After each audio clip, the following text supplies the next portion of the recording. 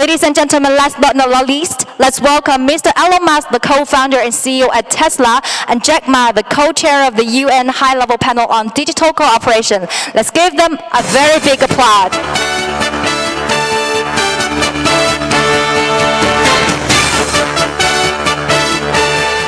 Welcome.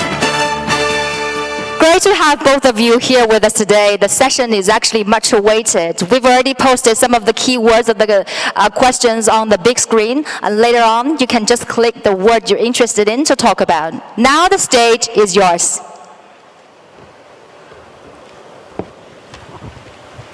What are you supposed to say? Just things about AI, perhaps? Yeah. Okay. Let's see. Yeah, the AI, right? You want to AI. start on AI? Yeah. Okay. It is. Okay, great. AI. Yeah.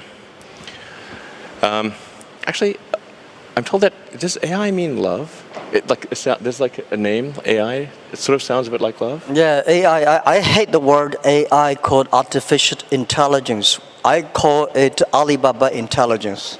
Yeah. might end up being true. You never know. I think generally people underestimate the capability of AI. They sort of think like it's a smart human, but it's really much. It's going to be much more than that.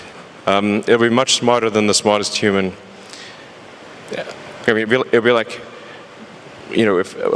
can a chimpanzee really understand humans?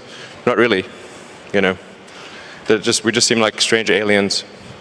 They mostly just care about other chimpanzees, and this will be how it is, more or less, in a relative. In fact, if the difference is only that small, that would be amazing. Probably it's much greater. So, the biggest mistake that I see artificial intelligence researchers making is assuming that they're intelligent.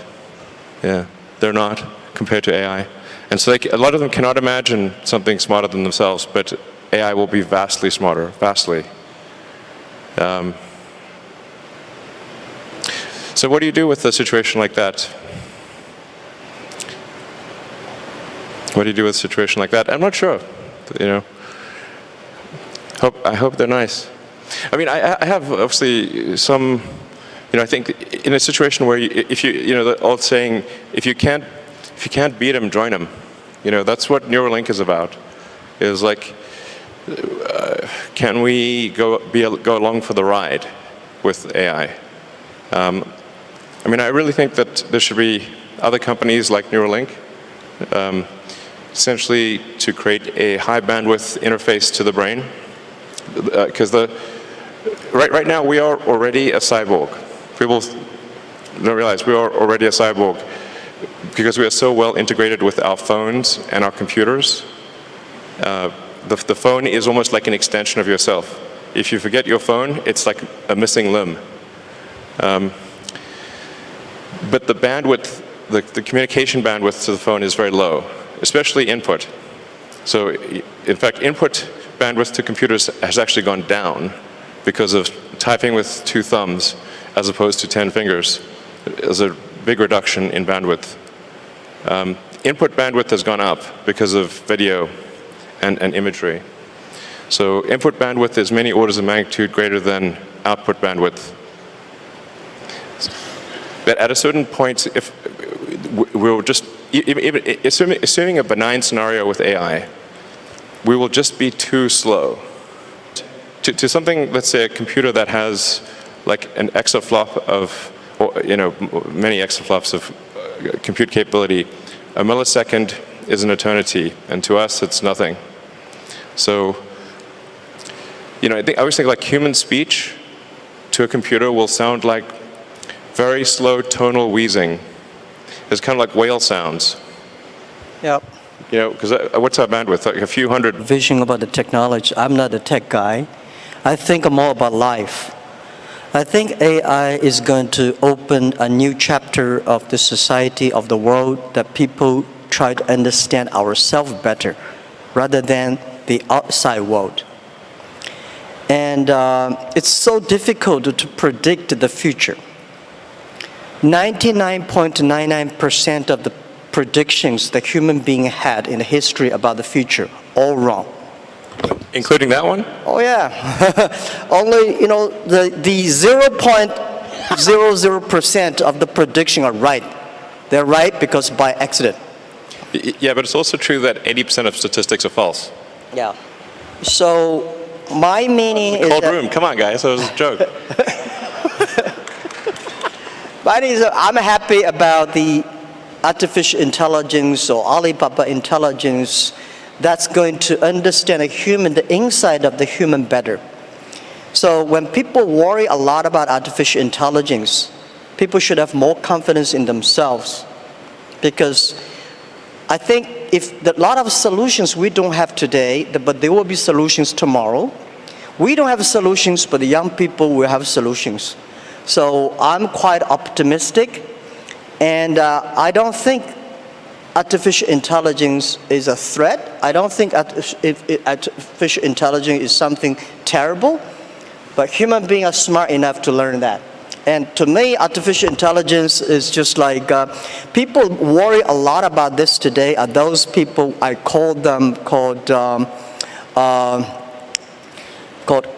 college smartness. People like us, street smart, we never scared of that. We think it's a great fun, and we want to change ourselves to embrace it. I don't know, man, that's like famous last words. Let me tell you, AI is, I mean, you look at sort of the rate of advancement, just in general, the rate of advancement of computers is insane. And like a good example would be video games. If you go back 40 years ago, 50 years ago maybe, you had Pong. That was just two rectangles and a square. Now you've got photorealistic real-time simulations with millions of people playing simultaneously. If you assume any rate of improvement at all, these games will be indistinguishable from reality. You will not be able to tell the difference. Either that or civilization will end. Those are the two options. But even if the rate of technology improvement slowed down by 1,000, then okay, advance 1,000 years, or 10,000 years. This is still very tiny. Civilization has been around for probably, arguably, I think 7,000 years or something like that. If you count it from the first time there was any writing, any recorded symbols, besides cave paintings. There's a very tiny amount of time, considering the universe is 13.8 billion years old. I mean, if civilization lasted for 1 million years, we would only increment the third decimal point after 13.8 billion years, if we lasted for 1 million years. Mm-hmm. That seems like a long time, given that we've only been around for 7,000 years. It's been kind of a roller coaster on the civilization front. So, I mean, I'm a naturally optimistic person, to be clear. I'm not saying, hey, doom and gloom. I'm just saying this is the apparent pattern.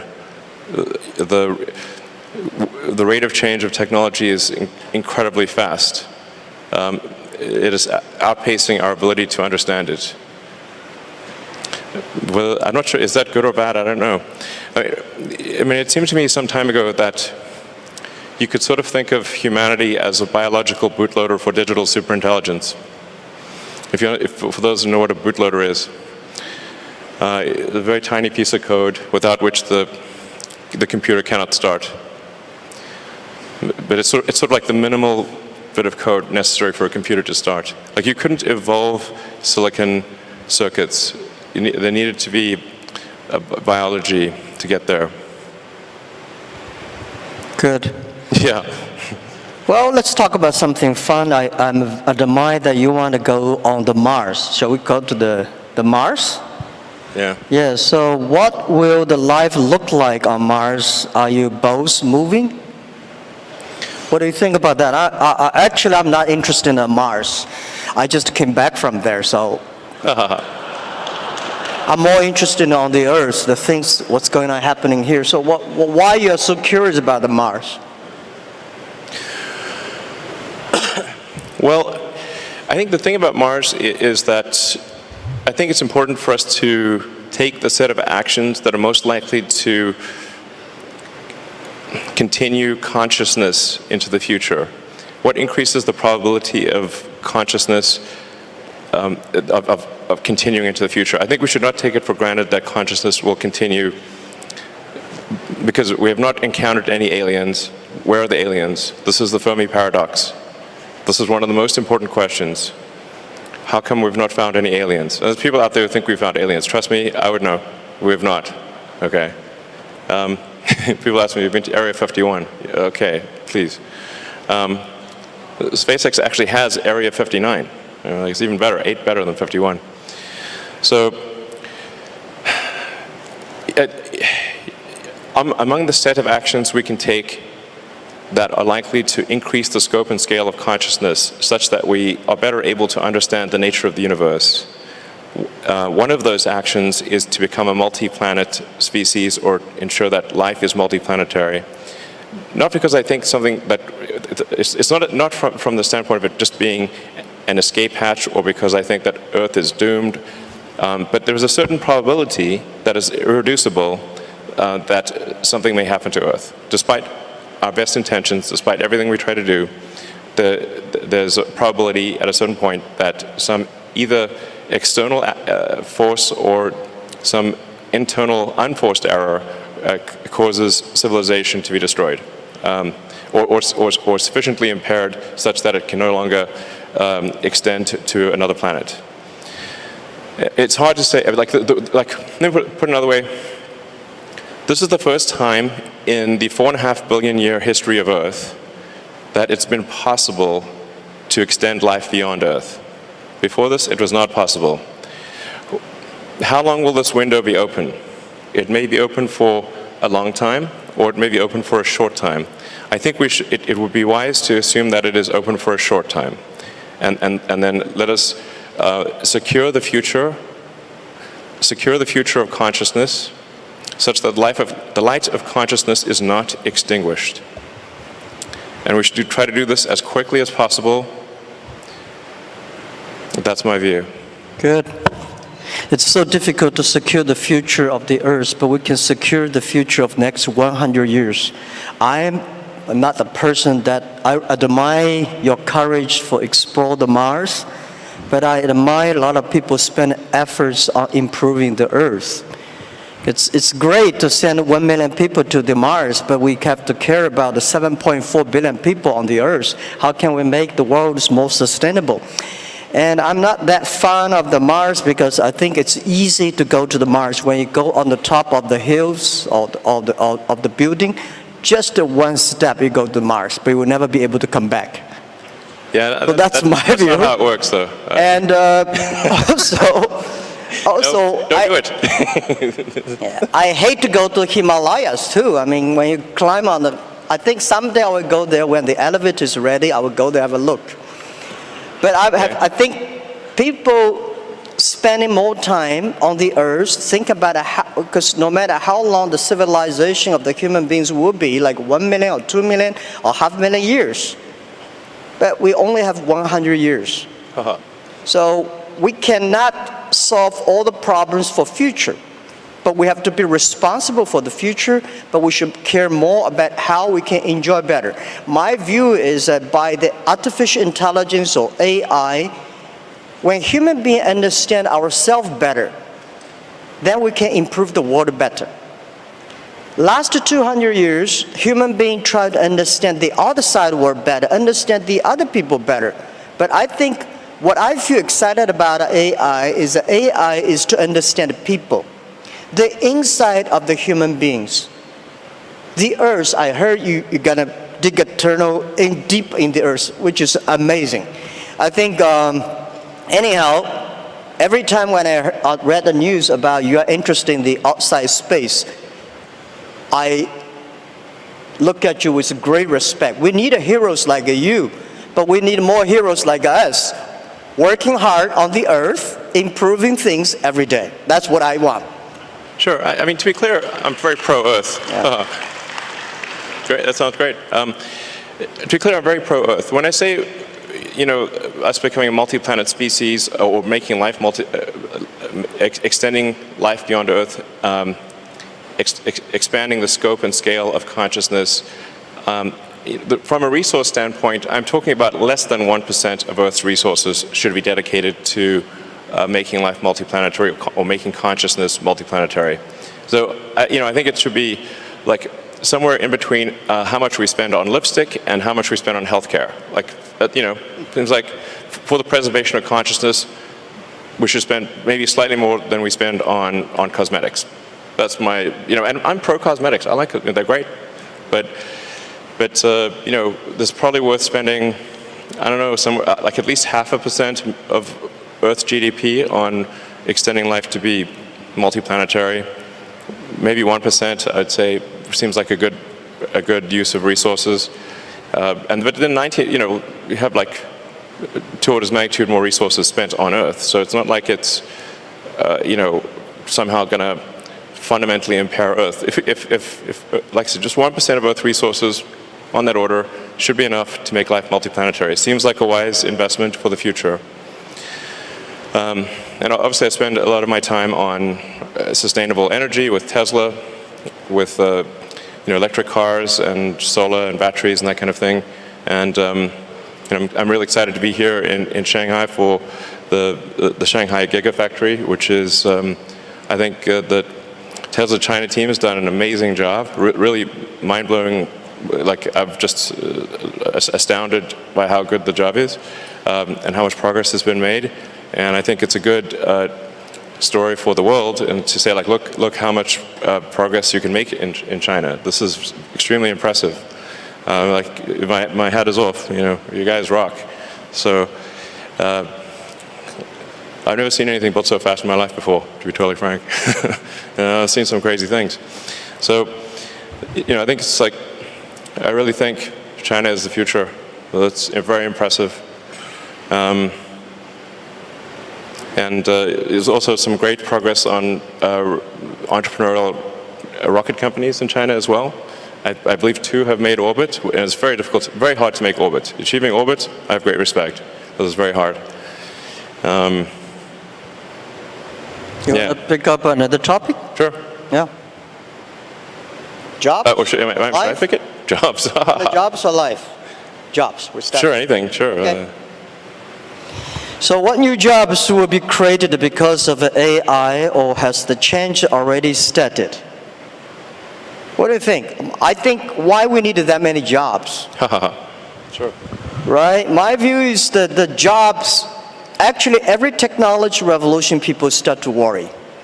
Right? Last 200 years, we worry about the new technology going to take away all the jobs. Actually, we made a lot of jobs. Second, because of the Industrial Revolution, job created a lot of jobs. What I think is the next 20, 30 years, human being will live much longer. The life science technology is going to make people live probably 100, 120 years. That may not be a good thing, because you get a grandfather's grandfather still working hard. But the challenge is, my question, why should we have a lot of jobs? I think people should work 3 days a week, 4 hours a day.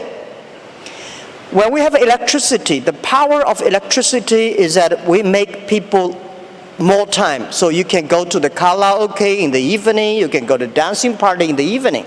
So people, because of electricity, people have more time. I think because of artificial intelligence, people will have more time enjoy being human beings.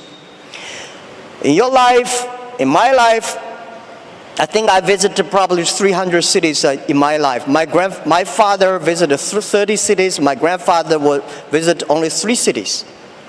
So my grandchildren probably will visit 3,000 cities all his life. He's always on the Tesla. He's always on the robots, always traveling around. So I don't think we need a lot of jobs. At that time, the jobs we need is make people happier, make people experience the life, enjoy the human beings. So I don't worry about the jobs a lot. First, we are going to have a lot of jobs. Second, we don't need a lot of jobs. Third, there's a very interesting thing, because we'll probably talk about life. In the agriculture period, average age is like 30, 35 years old. In the industrial period, technology revolution, people can live 70 years. So in the artificial intelligence period, people can live 120 years, that's I think. Now the problem comes, when people's life is getting better, people don't want to have children. When your grandfather is there, you don't want to have children. At that time, we are going to have a lot of jobs with nobody, old guys. For sure, you will not be happy, or you were happy, because when your grandfather said, oh, I need to work tomorrow, then that's a disaster. So, but we should be ready that we are going to enter into the era that everybody can live 120 years. And we have more new problems that come up. So that's my view about jobs. Don't worry about it. We will have jobs. Yeah. I think that, so if you're working on something that involves people or engineering, it's probably a good approach. Art, of course. Yeah. Like I said, I think we're going to have to figure out this Neuralink situation. Otherwise, we will be left behind. It's very important we do this quickly. I think we don't have much time. We don't have much time for what? We don't have much time to solve the Neuralink. Yeah. Yeah, you think of like technology and technology awareness. It's like if there was like a topological map of technology awareness, it's mostly flat with a few short buildings and then some very tall spires. And unless you're on that very tall spire, it's not obvious what the topology is. Yeah. I never worry about the things that I cannot solve. I left other people to solve it. Sure. If nobody can solve it, just let it be. That's my life. Oh, let's talk about education. I'm quite interested about education. Can we? Yeah. So what knowledge or skills will be useful to master the future? Do you have any advice for young professionals who want to pursue a career in AI? Young professionals. I don't think we will have professionals on AI in the future. Well, I worry a lot about, people worry about jobs, but I worry about education. All the education systems, the things we teach our kids, the way we teach our kids are mainly designed for the industrial period. And I'm sure the machine will be much cleverer than human beings in the future. How can human beings do better? Human beings should be smarter. Human beings should be wiser. So how can we be human beings to be wiser or smarter? I think that we should change the way of education, change the things, because in the past we focused a lot about, remember things. Computer can remember better than you are. We want to calculate faster, computer can calculate much faster. We want to run faster, computer can run much faster than you are. So human beings should have confidence by being more creative, more constructive. So how can we teach our kids to be more creative and constructive? And I think this is the key of the education. And I want spending more time on training kids on arts, on painting, on singing, on dancing. On these are the creative things that make people live like humans. Don't worry about machines. For sure, we should understand one thing, that man can never make another man.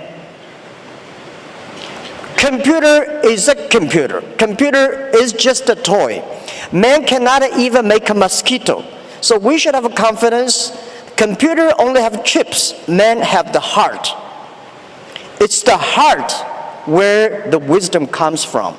So I think in the next 10 or 20 years, human beings or every country, every government should focus on reform the education system, making sure our kids be able to find jobs in the future, be able to live in a life that only working 3 days a week, 4 hours a day. And that is very important. If we do not change the education system that we are in, we are all going to be in trouble. That's my view, and don't worry about it. We will change it. Yeah. That's cool. Sure. Thank you. I would say try to learn as much as possible that allows you to predict the future or make the future. So they're saying is the best way to predict the future is to make it. And then assess whether what you're learning is enabling you to predict the future with less error. Are you less wrong? We're always wrong to some degree. But can you reduce the error on your future predictions? I think that's the way to look at education. As of course, but it's both creative, create the future, and predict the future. So that includes art and all those other things. But close the loop on being less wrong about future. I would say that's the right way to think about education. I mean, down the road with the Neuralink, you can just upload any subject instantly. So it'll be like the Matrix. You want to fly a helicopter, no problem. Well, helicopters will fly themselves, but if you wanted to do whatever, any given skill, you just upload it instantly. I mean, the way education works right now, it's extremely low bandwidth. It's extremely slow. Lectures are the worst, really. It's like very slow.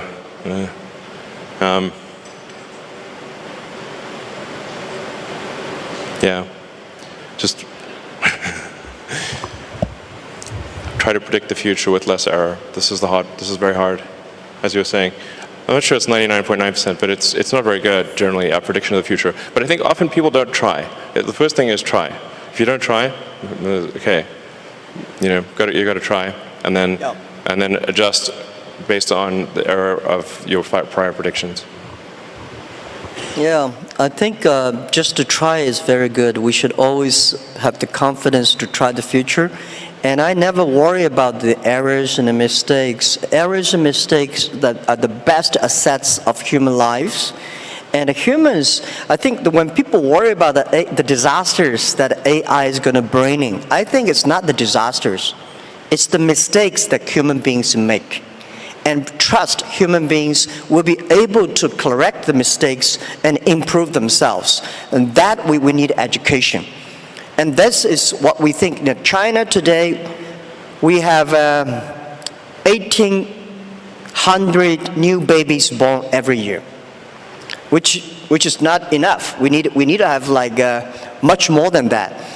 But I think the best resources of the human beings or the best resources on the earth are not the coals, not the oil, not the electricity, it's the human brains. How can we make the human brains more creative, constructive? How can we making sure that the machines are always the toys and tools of humans rather than the control? So I never, in my life, and especially last 2 years when people talk about AI, say human being will be controlled by machines, I never think about that. I think it's impossible, right? It's impossible because human beings, they are different. Machines are invented by human beings, and according to the science, right? Humans can never create another animal that is smarter than humans. Especially when you have so many smart people, it's impossible to make another smart people. I very much disagree with that. Okay. Yeah. That's good. Yeah. The first thing we should assume is that we are very dumb. and we can definitely make things smarter than ourselves. I mean, they didn't used to be humans, right? So our early civilization was very primitive. We didn't have any technology really. We're just like running around, you know, trying to not get eaten or just trying to survive a winter. Now we have like heating and we grow food. This is all new stuff. So, you know, things have obviously gotten way more smarter than the past, way smarter. So that's going to continue. We are not the last step in evolution. So the most important thing, like I said, the most important mistake I see smart people making is assuming that they're smart. They're not. Yeah. So give me an example, what the animals or things that a human being made that is smarter than human beings? Well, computers actually are already much smarter than people on so many dimensions. We just keep moving the goalposts. So we used to think, like, for example, being good at chess was an example of a smart human. And then Kasparov was crushed by Deep Blue in '97. That was a long time ago. 22 years. I mean, right now your cell phone could crush the world champion at chess, literally. Go used to be thought of as something that humans were better at than computers. Then Lee Sedol was beaten 4-1 by AlphaZero. Then a new version of AlphaZero, oh, sorry, I should say AlphaGo. AlphaGo beat Lee Sedol 4-1. Then there's AlphaZero. AlphaZero crushed AlphaGo 100-0. Now it's just pointless because it just keeps playing itself. Humans are trying to play a computer Go is like trying to fight Zeus. It's not going to work. Hopeless. We're hopelessly inadequate. In terms of rendering, basically, there's just a smaller and smaller corner of intellectual pursuits that humans are better than computers, and that every year it gets smaller and smaller, and soon we will be far, far surpassed in every single way, guaranteed. 100%. Or civilization will end. Those are the two possibilities. Okay. Yeah, my view is that computer may be clever, but human beings are much smarter. Yeah, definitely not. Clever is very academic, is knowledge-driven. Smarter is experience-driven. Computer is smart, is clever, but it's human being. We invented a computer. I never see a computer invented a human being. This is my first point. Second point is that about a Go play chess. It's stupid to compete with a computer on play Go. Just like 100 years ago, when human beings created cars, so human beings said, I can run faster than a car. It's impossible. It's only stupid people to compete with a car who run faster. Go is designed for human to play with human, right? The chess is designed for human to human. Why should a human to fight against a computer? So I never ever play chess or Go with computer. I'll be happy to see two computers fight each other. I'm not interested in play Go with chess. So I told those guys, they are very sad. So, computer will be smarter than human beings because computer can play chess better. I think you are stupid to compete with that. Don't do that. So this is we always do things we are good at. Sure. Okay. Well, what would be an example of something that humans are better than a computer at, and then let's see if that happens.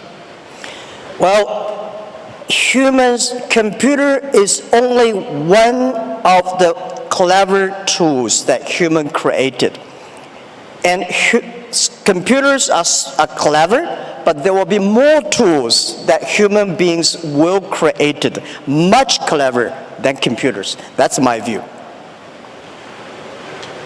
Yeah. Okay. Well, let me tell you. Like my view on AI is essentially you can view the advancement of AI as solving things with increasing degrees of freedom. So the thing with the most degrees of freedom is reality. But AI has steadily advanced, solving things that have more and more degrees of freedom. So obviously something like checkers was very easy to solve. That we could solve with classical software, classical computing, not really all that challenging. And in fact, there is a complete solution for checkers, meaning it is literally impossible. Every version of checkers is known. And then there's chess, which also it had many more degrees of freedom than checkers, many orders of magnitude more than checkers, but still really, I would say, a low order of magnitude, low degree of freedom game. Then there's Go, which had many orders of magnitude more degrees of freedom than chess. So it's really just stepping through orders of magnitude of degrees of freedom.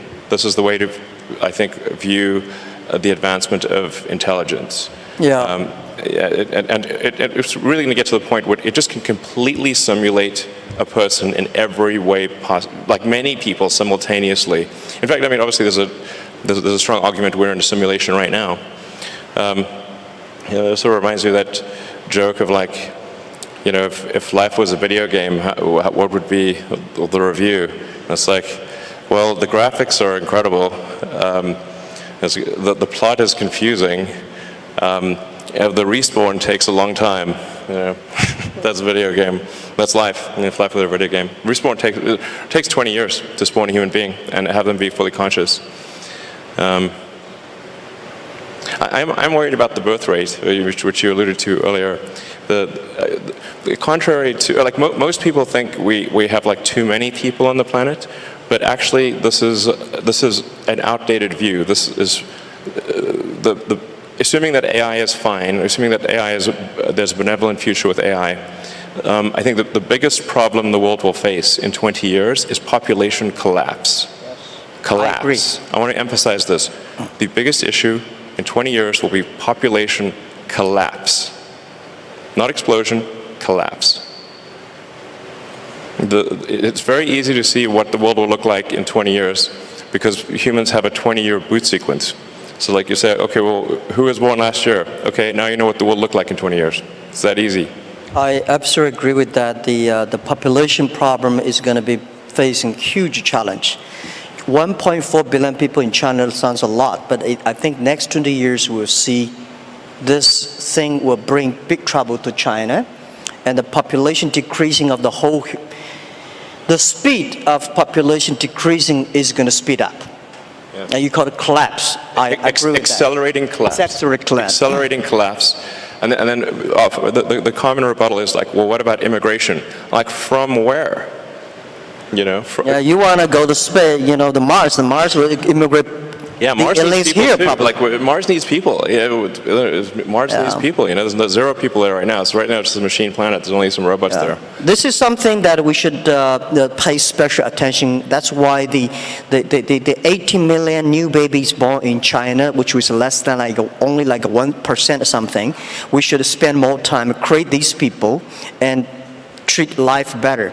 But also I think about the AI. There's another thing which in my company, in our company, AI we call Alibaba intelligence because we think when things with order, with things with logic, machine can always do better. AI can do better. But if things without order, without logic, human being can do better. For example, when you love somebody, there's no reason normally. I just love him or just love her. I have no reason. But when I hate somebody, when I want to do bad things on somebody, there's a logic. And when there's a logic, AI can do better. What we do on our end financing, we teach machine all the bad things that bad guys want to do. Machine can learn quickly and arrest all the bad guys immediately. But when you want to do good things, not necessarily. AI means love. That's absolutely right. So that is why the AIs, if the AI can bring love, which I call it, in the past, if you are a successful person, you have to be EQ and IQ, right? In the future, if you want to survive in this world, you have to be the LQ, the Q of love. That's important too. Otherwise, you cannot survive in artificial intelligence time. Well, I agree with love is the answer. There's many songs about that. You want to pick up the final one? Another topic you want to have? Excuse me, gentlemen. Due to the time is very limited, so we only have 5 minutes left. So last question, please. Yeah, we have. You want to pick up the last? Life or human being machines? So you want to talk about your cars, autonomy? What do you want to talk? This feels like one of those steps in a video game where you've got to like pick a path, a choice. I choose life. Okay, life. So how much longer do you think people can live with the help of AI? Can AI help with environment sustainability? Can you?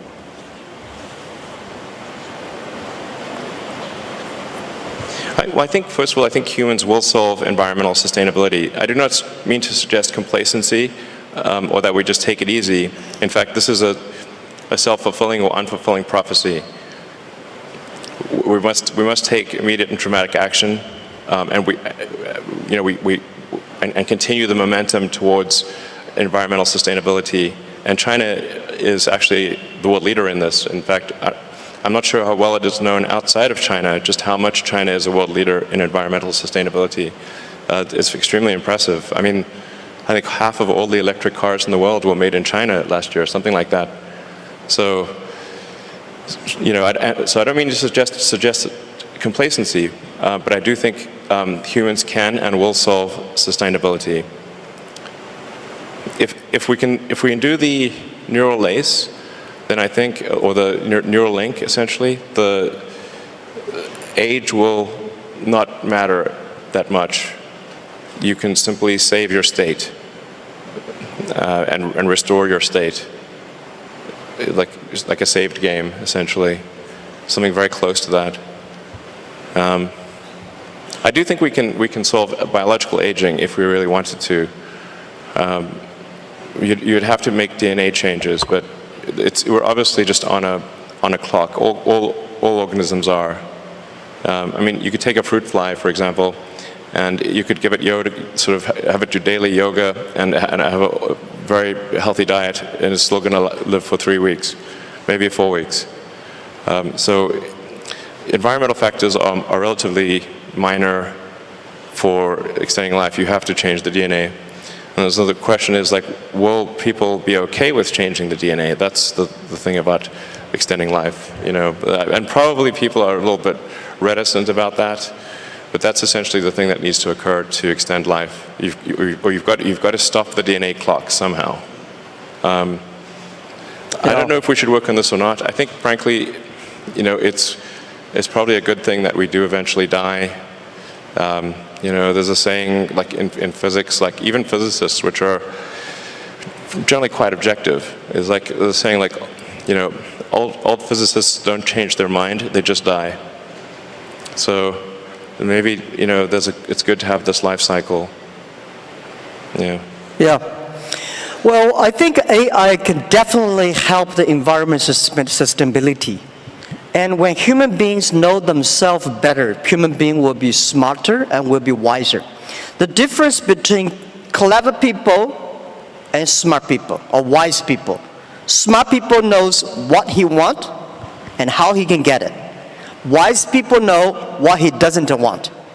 So when human beings using artificial intelligence, they will understand themselves better. And I think there will be millions of ways people will live in a healthy earth and protect the healthy earth. The reason why I want to stay in this earth, I want to work on this earth, I want to do anything I can to help this earth to better. Because even go to the space is great, but if we can spend resources just to focus on helping pick up the garbage from the oceans, that thing is more difficult than to go to the Mars. But artificial intelligence can help us achieving that and solve the problems.